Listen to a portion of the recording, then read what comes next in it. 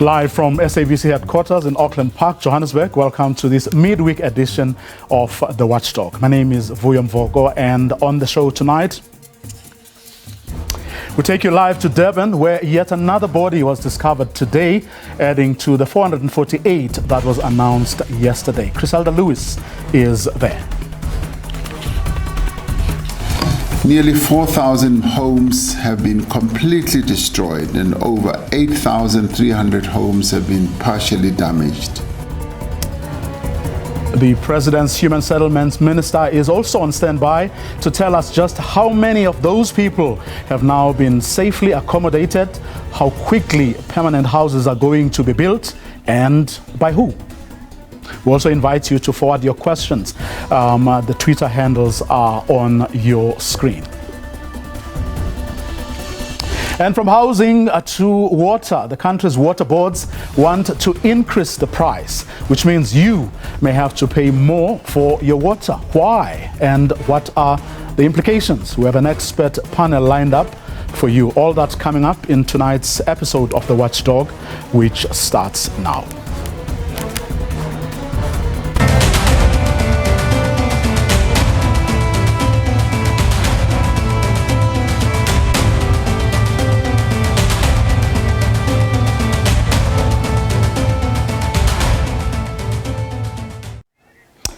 At least one more person has been certified dead as a result of the floods that have ravaged KwaZulu-Natal, adding to the 448 that was announced yesterday. The body of a woman believed to have been trapped for 10 days was discovered earlier today.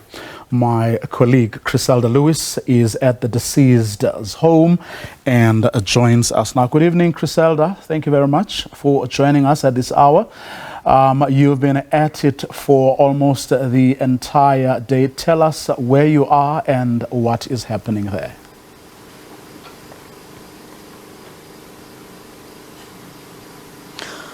Well, devastating scenes over the past couple of hours of Vuyo. Just about 20 minutes ago, the pathology van arrived to fetch the remains of a woman who has been trapped in one of the houses just right here behind me for about 10 days now, following, of course, the devastating floods that have ravaged certain parts of eThekwini.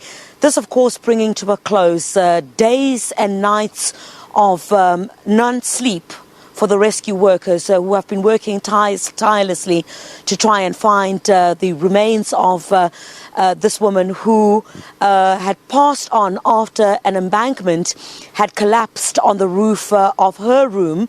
And this, of course, following those devastating floods, the inclement weather here, of course.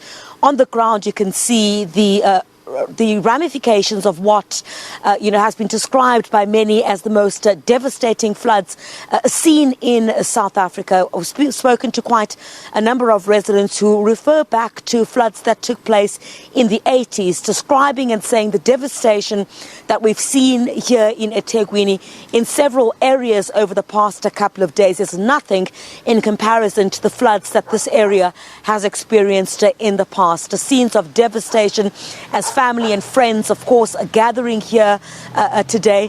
When we arrived, rescue workers were about to retrieve the remains of the woman who's been described by her friends as somebody who's been very kind to them. They worked with her in this area for many years, and rescue workers were really trying to push through the rubble. They themselves putting the workers, the rescue workers who have been on this mission for 10 days now, trying to ensure, once you see Vuyo, some of the visuals that were broadcast a little bit earlier on, referring to the embankment that had collapsed, causing a mudslide, you could see that, the damage that had been done to the section of this house, absolutely devastating. And those are scenes that we've been seeing, Vuyo, throughout the areas that we've visited as SABC News today. We've visited areas in Pinetown as well, where families continue to tell of devastation, losing more than or multiple family members, not knowing what they're going to do next, losing losing their homes, not knowing how they're going to rebuild again. We've been asking questions to a number of government departments. We've also asked the South African National Defence Force when we were expecting to see some boots on the ground. Much needed aid needs to be taken to these areas with immediate effect. The issue of the rebuilding, the clip that you played on the show just a few moments ago, the rebuilding, we've also gone to some of the halls that are accommodating some of the residents who have absolutely nowhere to go. But there are pockets of, where communities are really coming together. Some of those stories where you can see these communities are assisting each other. They've housed some of the affected neighbors in their garages, in rooms that have not been occupied. But there are also areas where a house that we visited today in Pinetown that is literally hanging by a thread. But the family says they're going to occupy a section of that house that has not been destroyed because they simply want to be home. That is the only home that they know. A young man that we spoke to today, he lost his mother, his father, as well as his younger brother of about 15 years old. We understand there are areas like Ntuzuma as well that have been severely affected. As SABC News, we're trying to move to as many areas as possible. As you would imagine, many people are calling for help and asking us to highlight their plight in the various areas where we are, Vuyo. Just before I let you go, Criselda, you spoke earlier about speaking to this woman's family and friends. We can't unfortunately name her at the moment. What did they have to say about her? But also, I mean, the past 10 days, what have they been doing? How was it for them?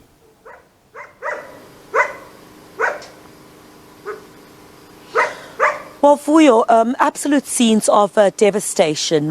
They'd been praying for several days, hoping that there'd be a miracle that will come out of this search and later now recovery that has been taking place over the past 10 days. They say they continued to cling on to hope that she will be found alive. They've described her as someone, who never raised her voice, was extremely kind. And every single one that I spoke to had shared that sentiment. I know yesterday a prayer service was held here just behind me where they said they'd been praying that their friend was going to be found alive. And once the pathology van had arrived, the devastating scenes of, a deep hurt and cries that we heard is something that was extremely touching. And I know that this is just but one fraction of the story that needs to be told here in eThekwini, of the devastation and the loss of so many loved ones of these families that have been left, devastated by what has taken place.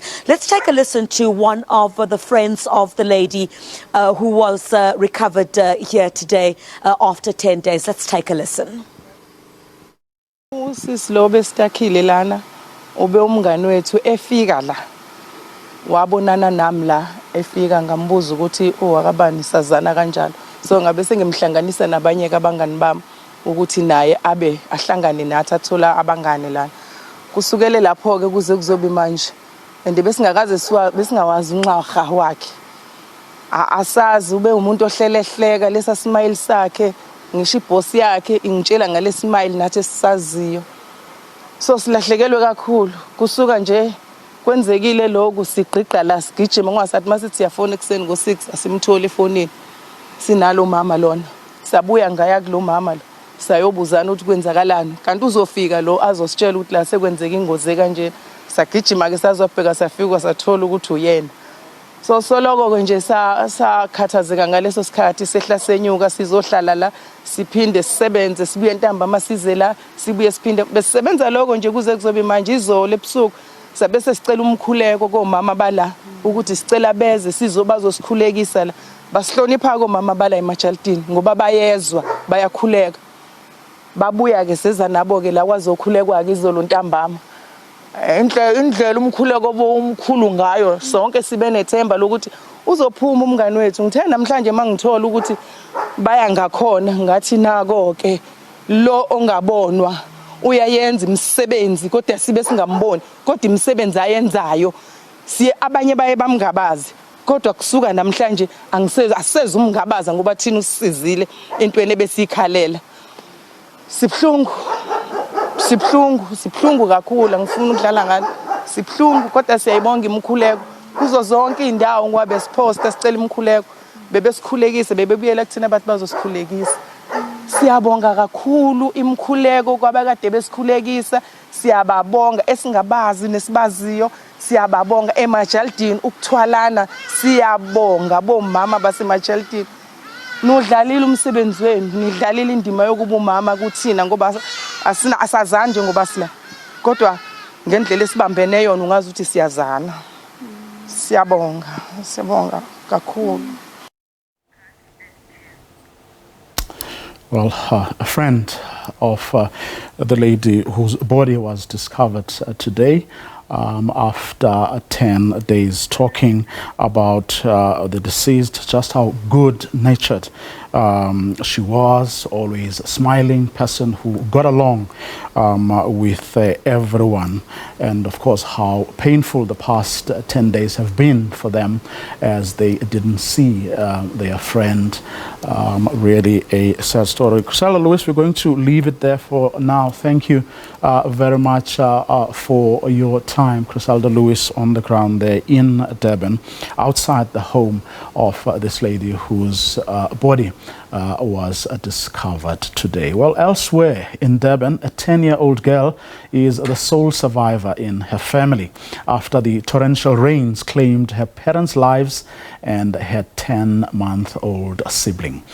Shakira Haji was with her family in their Westville home when a retaining wall collapsed on their house. She has since been recovered alive by residents. 10-year-old Shakira Haji had her whole life shattered in a blink of an eye. The remnants of the life that she knew now have scattered in the mud. The Muslim family was preparing for their day's fasting when a retaining wall collapsed on their home. Their home was completely destroyed and the family was swept away in the mud. The bodies of the parents, Haji and Halima, along with their 10-month-old baby Kevin, were discovered 12 hours later. Residents of Westville who got together to dig out the bodies tell of the horrific ordeal. I heard Shakira screaming, just while this was happening. And then I was shouting for her, shouting for signs of life for Haji and Halima through the wreckage. And it was so dark and it was terrible to try and even navigate through all of this mud and slush. So I had to just wait it out until, daylight. They say this tragedy, which has befallen this Malawian family, has left this close-knit community traumatized. That was quite an ordeal to try and even figure out where to even start looking, okay? And we had different groups of people coming through from rescue services to police, and we kind of got an idea of where they may be because of some of the evidence that we found with regards to carpets and stuff that we thought it might be there. And then we started digging. The Hajis joined this community as domestic workers. Over time, close relations were built. Halima worked full-time for me in the house and Hachi was in the garden. And of course their daughter Shakira has been known to us her whole life. And she has played with my children, comes to our house when Halima and Hachi were working and would spend the day with us. So they were our staff, but they formed our support. 10-year-old Shakira is now under the care of relatives. All her belongings were destroyed. So we are raising funds through the campaign Back a Buddy. It's a link that can be distributed by social media, WhatsApp messages. The benefit of that is that we can draw on not only national resources but international resources. And the idea is to raise as much money as we possibly can as we need to provide for Shakira's education for now and the future. The community has provided Shakira and her new guardians with accommodation to ensure that her schooling is not interrupted. It's an ordeal that has forever changed this young girl's life. Bongani Kema, SABC News, Durban. Families counting their losses. After the break, in conversation with the Human Settlements Minister, just how many people have now been safely accommodated, how quickly will permanent houses be built, and by who? We also invite you to forward questions you may have. The Twitter handles are on your screen.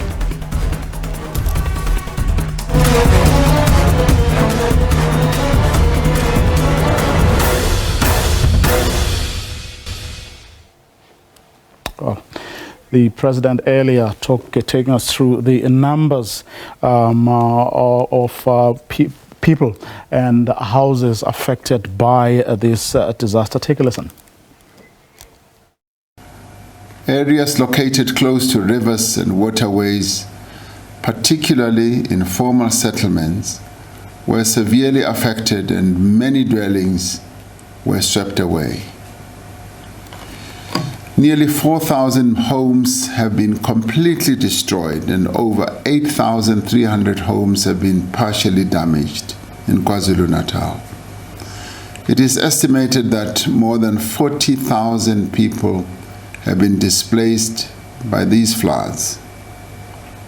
This is a humanitarian disaster that calls for a massive and urgent relief effort. The Human Settlements Minister is on standby, joining us from KwaZulu-Natal, where today she met with some of the people who have to ensure that those 40,000 people that have been displaced and the over 4,000 homes that have been destroyed, a lot is done to make sure that those people don't suffer beyond what has happened to them already. Minister, good evening. Thanks very much for your time. Very briefly first, with the people you have been able to accommodate so far, has that gone well? And do you have any idea how many more or less have been accommodated up until now at those temporary accommodation places? Good evening, Vuyo. Good evening to your listeners. To your viewers as well. In terms of, maybe let me start from the day the president has announced, we can confirm that the number has gone up. You'd remember that we have already said that assessments continues. What we are sitting with now, it's 14,117 houses that are affected.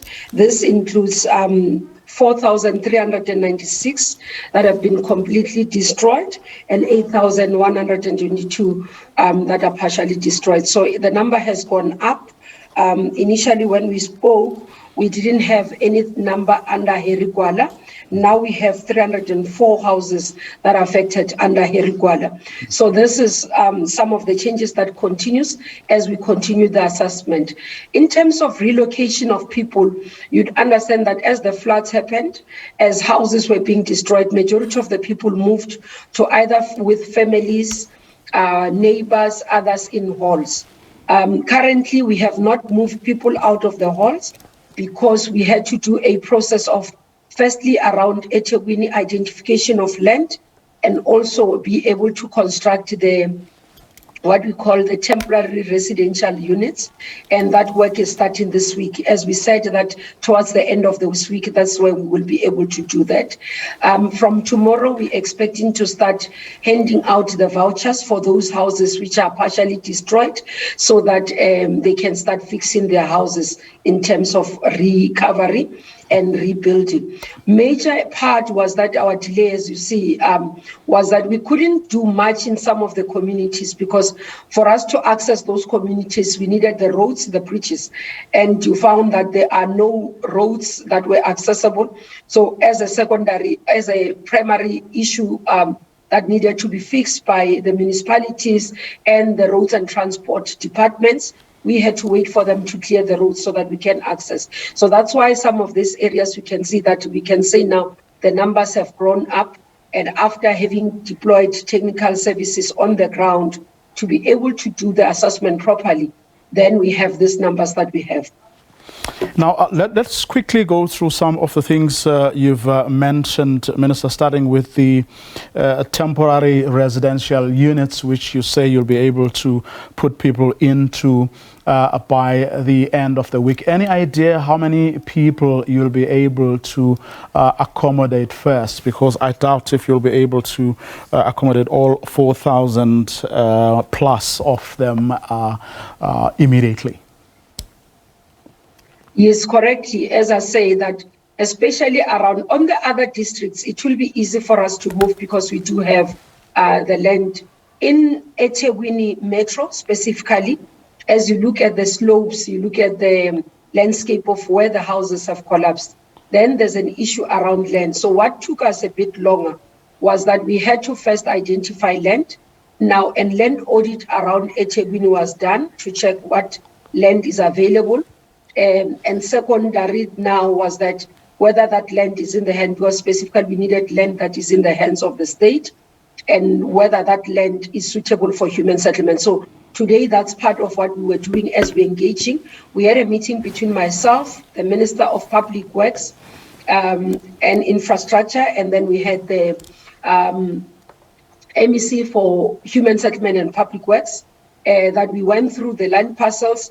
Now we've given the team to finalize within 24 hours, and those land that are in the hands of state, powers of attorney will be transferred either to the province in terms of human settlements or to HTA that we are finalizing. And then out of that, then the TRUs will be erected so that we can be able to do. So we're counting almost another 7 days, if I may say, practically, especially with those that we are dealing with the land and also putting together the TRUs. So within around eThekwini, that's what we are looking at as well. So you're saying, Minister, did I hear you correctly, that land has been identified? What's left to be done now is to have those contracts signed, land transferred, powers of attorneys, and all those things. But land has been found. We have found land, but we need to check its suitability for human settlements. So what we do, we look in the register of public works in terms of the properties that we have and also the land. So it's not yet finalized. We need to be able, there's a couple of them that they are doing assessment over within, until tomorrow morning, they will be able to give us the parcels that are suitable for human settlements. Once we get that, then we'll be able to do the powers of attorney by public works to either HDA or human settlements in the province.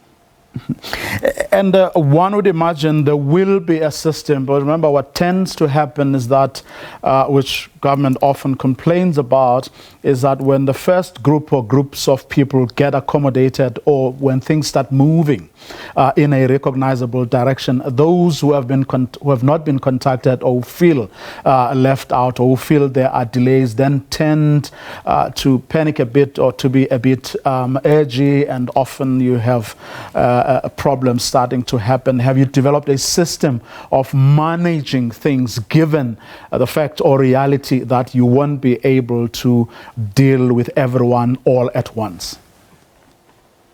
Yes, the movement of people will be in a phased-in approach, because there are areas where they are worse affected and all those things.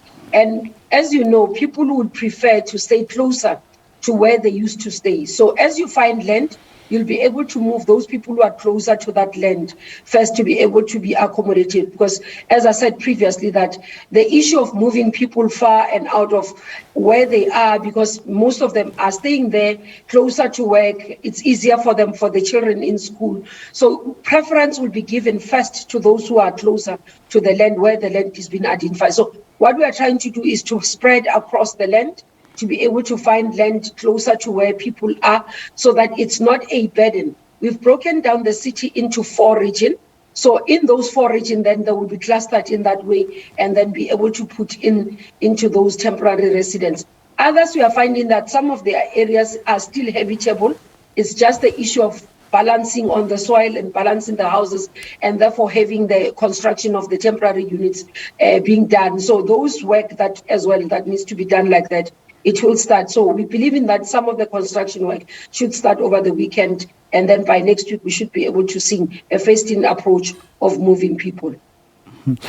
And you can vouch for the system you're putting in place that it will be agile enough to meet what appear to be very tight deadlines. Yes, it is tight deadlines, and our understanding is that there are people who are sitting in a very uncomfortable environment. So since last week, Vuyo, I can say that we've been working around the clock. We did not have a long weekend. When people went to the Easters, we didn't see the Easter weekend as Team Human Settlements, because we had to have the boots on the ground in terms of working, reporting around the clock, assessment of land that we need, starting to put together the assessment in terms of the houses. So you can imagine, since it happened last week, I was here, and the numbers. That's why we could tell you that this is what we are doing. Together with the project teams, we've got our ops center that involves what we can call a war room of human settlements. That involves national, province, and local municipality, especially around Tegwini. And then we've got the teams that are coming from our entities, which are technical people in terms of the skills that we need, project managers, assessors, geotech people, who are able to help us to move around the clock 24 hours in terms of our turnaround time. I know with the team that fatigue is starting to set, and we want to see much progress before they are really, really worn out. So that's what we are hoping to see in the coming week. That's why I want to move in terms of the work. Lastly, Minister, the vouchers that you are about to start issuing for people who have to make repairs to their homes that have only been partially destroyed and not completely, like the 4,000 plus that you have already identified. How is that system going to work, and what have you built into it to ensure that it doesn't or won't get abused? Firstly is that the vouchers are non-transferable, so they are issued per household and they are issued per area. So we don't have a system where the vouchers are issued together completely at the same time. The feedback I got from the team, because it has been piloted in KwaZulu-Natal by the MECN team, that in the manner that they've done at the beginning of the year when they were dealing with the disasters in Pietermaritzburg area, they were able to do it very effectively. They've got teams, they've got a system that is working, and that's what we're relying on. And we're hoping, because we're also dealing with the disasters in Eastern Cape, which we are now starting to pay attention to, and we'll be able to start moving some of the systems that we've seen work in KwaZulu-Natal in other areas to be able to resolve some of these challenges. Just a quick one on that one, Minister. I see the President will be going to the Eastern Cape tomorrow. Any idea of what the most urgent needs are in that part of the country at the moment? From our side, Vuyo, is that in terms of the Eastern Cape, we have also done an assessment in terms of the damage. I've received a report. In terms of the affected houses, we've got 3 districts that are affected. That is Alfred Nzo, OR Tambo, Joe Gabi. Out of those, we've got 3,005 households that have been affected. On those that have been affected completely, that are homeless, in Alfred Nzo, you've got 409 houses completely destroyed. In OR Tambo, you've got 885 completely destroyed. In Joe Gabi, you've got 24. And that in terms of partially destroyed, you've got 1,687. So that is one of the things that we are doing as well. We similarly as well, we also putting together the same system in terms of TRUs in those that are completely destroyed in Eastern Cape. And then where we need to partially respond, we are also getting the team there. Though things moved a bit slower in Eastern Cape, we have started to pick up pace today. And we're hoping that as the team works, as you know, that now we are stretched. Some of the teams from national are in the Eastern Cape, some of them are here in KZN. The Deputy Minister of Human Settlements is actually in the Eastern Cape, focusing in some of this area, becoming a backup to assist us in that work. So we are working in ensuring that at least there is seamless responses in this. The numbers are not as huge as KZN, but they are impactful because these are families that are not having houses or shelters to put their heads under. So we're going to leave it for this evening. Minister, thank you very much for your time. Thank you. The Minister of Human Settlements, Mamloko Okubai, there giving us an update on how things are going. Temporary residential units, she says they're busy. By the end of this week, they will be able to house some of the people already. She had meetings today with, among others, the Minister of Public Works and Infrastructure. The process of identifying land is almost complete, but of course other processes have to kick in once land has been identified, but of course also conceding that the land that they have identified or has been identified up until now may not be sufficient. So other pieces of land are still being identified, and this is land, of course, that is in the hands of government. Also saying that they are busy, with the voucher system for those people whose homes have only been partially destroyed, so that people can start or repair work or rebuilding work can also begin there. Tight deadlines from what she has just told us. We'll of course be monitoring all these things to see whether indeed those deadlines are met and the people who have already been inconvenienced by the floods don't get to suffer further. Now, after the break, the country's water boards want price hikes. We're going to hear just what it is that they are basing that on, but perhaps more importantly, how it's going to affect you, because once prices get hiked, it means that you are going to have to pay more for your water. Sizane Mushidi is the Chief Director of Economic Regulation at the Department of Water and Sanitation. She's going to join us in a moment. That's when we return.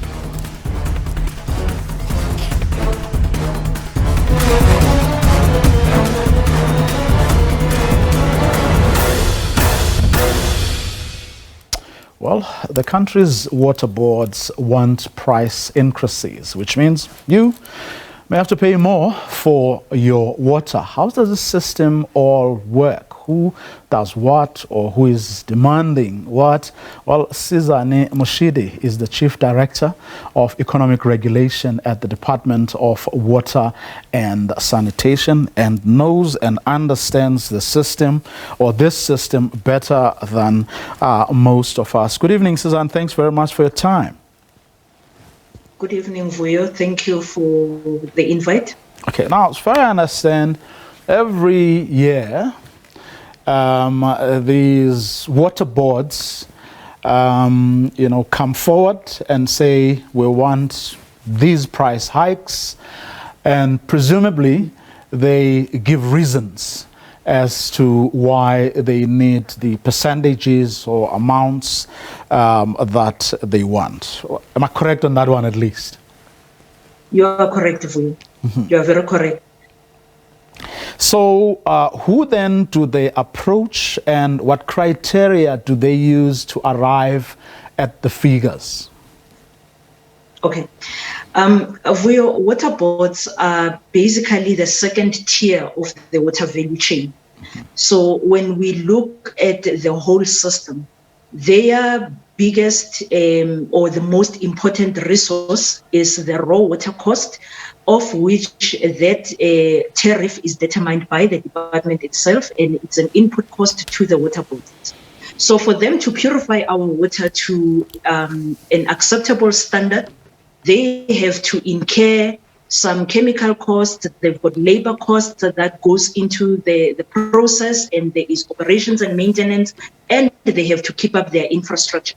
So when you look at all the costs that affects water boards, they are generally fixed costs, and only the quantities of water and the chemicals would be variable costs. And when you look at the input costs, they have generally all gone up by more than by more than the CPI.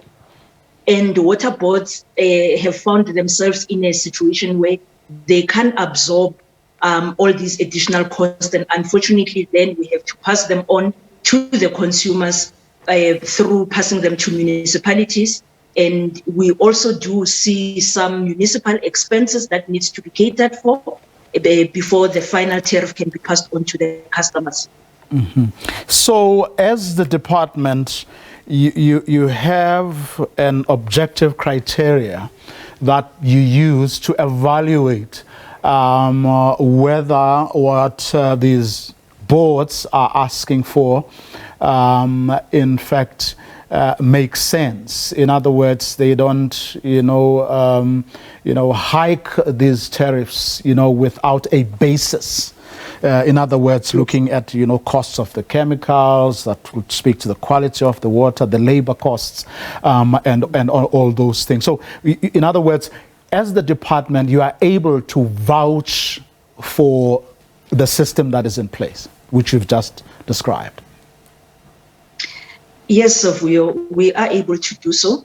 There is a guiding policy that the water boards have to follow when determining their tariffs, and when we evaluate, we are checking the basic compliance to that policy. That is basically the norms and standards for tariff setting, and it is applicable to both water boards and municipalities. And so far, Vuyo, I can tell you that some of the water boards, they have tried to be very, very conservative with their requests for price hikes, to the point that they may have undercharged and maybe compromising their sustainability. But all was done in the interest of supporting the end users and the need to encourage the user pay principle. Now, as you know, the South African Local Government Association, which represents municipalities, says that most of these requested tariff hikes could simply not be justified. From economic and social regulation, we feel that that is incorrect. The tariffs are justified and they are compliant with the norms and standards. The only challenge that we are seeing is that the economy is still trying to recover from the COVID impact. Yes, we do see that there is difficulty in paying for water usage. But at the end of the day, water boards don't get any grants from government. They are required to be self-sufficient as per their scheduling on PFMA. And therefore, their only source of income is these tariffs. And as much as we understand the challenges that municipalities may be facing, we also need to find some ways of assisting them to be able to collect the revenues that are due to them, so that they may be able to pay the water boards and keep the system up and running. Is there a reason why they get no grants? They are classified as Schedule 3B entities, and according to that schedule, they have to be self-sustainable, and then they can only get funded through the tariffs. Now, what is becoming even more difficult is that even the infrastructure that they need to build, it also has to be funded from that very same tariff that they are charging. So that is why it is very important that we need to keep their tariffs as reasonable as possible for their sustainability as well, because the work that they do is very important for the country. So, I mean, they are, in a sense, caught between a rock and a hard place then, because if you're squeezing them financially because you believe, they should be self-sustaining and all of that, and on the other hand, you have a reality of an economy that is not performing. So many people unemployed, poverty levels very high. Whose job is it then to, marry these things and find a common ground? Or are you saying that that's exactly what you're doing or have done? That is a work in progress, if I may say, Vuyo. We do find ourselves having to work with our sector partners, the SALGA and the National Treasury, to try and find the common ground. There are processes parallel to the tariffing process to try and marry these things. If we take, for example, the issues of the high debt levels within the water sector, there are forums that are in place to get an understanding and to also strategize on how we can improve the revenue collection. And I must say, with the fiscus being constrained, it becomes really difficult for us to always go back to National Treasury to ask for more money. We just need to find a way of right now promoting the user pay principle that is a cornerstone for the water boards and for the water service, because it is one of the trading services for municipalities, meaning that users who consume the product needs to pay for it. Yes, there are equitable shares for that supports municipalities, but with the job losses that have been seen through COVID, I also do believe that municipalities may find themselves in a bit of a more difficult situation. But at the end of the day, this is one value chain that does not have a substitution, and we do need to keep it sustained, in that those that can pay and do afford to pay should be able to pay, and we need to put all the processes in place that are required to balance this water service, so that we don't only see the tariffing process as the only problem. There are others. Thanks. Well, in fact, I was about to ask you about a couple of problems that have to do with this, or some at least, of these water boards, and I think for which you can't blame either the system or the fact that they don't get grants, nor can you blame or altogether blame people who are not paying simply because they don't have the means to pay. Some of the problems of these water boards are well documented: corruption, maladministration, and so on. Now, no such a board from where most of us would sit, deserves, to be given the kind of attention that they are seeking, because you may well argue that they are responsible for some of their own problems. And the same would go, I would argue, for the issue of undercharging, because if you don't have competent people, who know what it costs to do what, you can't then turn around and blame the consumer, or the customer, for your miscalculations or your inability to do your job. I do agree with you. There may be challenges in the administration, but without defending them, the environment that the water boards are operating in is a much bigger challenge than what we are highlighting now in terms of maladministration. The department is addressing the maladministration the best way they can, and we believe that with our current leadership, things are going to change very soon. But now when I'm going to come to issues of undercharging. It is really not about people not being competent. The people are very competent. They know what they are doing. The problem may be that the environment that they find themselves in is really difficult for them to sustain the service delivery moving forward. If I may take Sidibeng Water as an example, it is the largest water board in the country, and it services the poorest areas in the country. They take the bigger portion of the Northern Cape, and those towns and cities that are there, they are quite small, and their ability to pay is really very thin. Years ago, there was an assessment that we once made where we found a couple of municipalities who had an indigency level of above 70%. Now, when you have to supply such a high indigency level with the affordability of only the 30%, you can realize that even the municipality that is operating in the area is really constrained. And it is not their own doing. It's just that service delivery has to happen, and the money to provide that service is quite limited.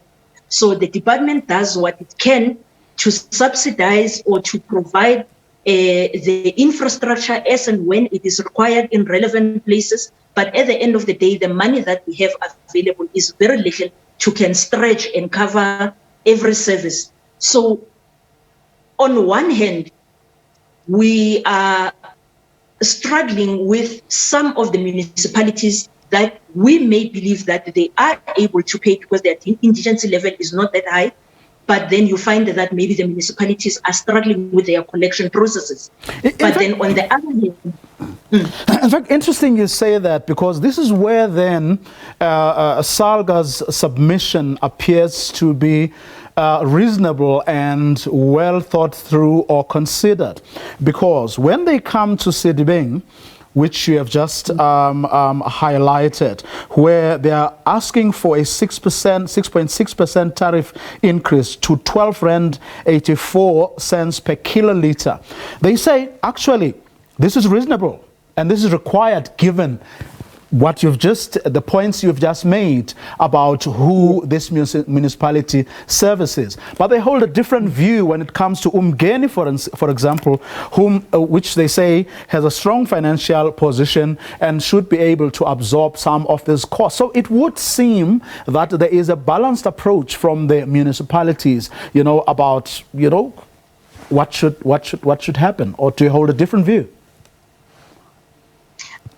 We hold a different view. I do agree with Salga that Umgeni has got a strong balance sheet. Same with Rand Water, they've got a strong balance sheet. But let me also remind you that the fact that these water boards are Schedule 3B water boards, whatever infrastructure requirements that is planned for in those areas, aligned with what the department is planning for, aligned with what the municipalities are planning for. These water boards have to self-fund. They have to have strong balance sheets for them to go to the markets and get those loans and prove that they are able to pay for those loans. And sometimes they are able to fund the required infrastructure through the reserves that they may have generated. So Umgeni strength is based on their planning approach, because everything that they do, they always take a 20-year view in their calculations, and they try to smooth out the tariff increases over the requirements that they have projected over time. So with that advantage that they have, it doesn't mean that all water boards have the same advantage. The ones that are struggling based on that they are servicing poorer areas, they don't have a balance sheet that allows them to go to the markets. Therefore, there is that imbalance. And Umgeni, who has a strong balance sheet, they've actually requested the lowest percentage. I think the percentage increase that they proposed is around 3.6%, if I remember correctly. Yes. Okay, that's where we're going to leave it this evening. Thank you very much for your time and insights. Sizane Mushidi, who's the Chief Director for Economic Regulation at the Department of Water and Sanitation. And that's our program for this evening. To join us again tomorrow night, 8 p.m. sharp. Have a good night.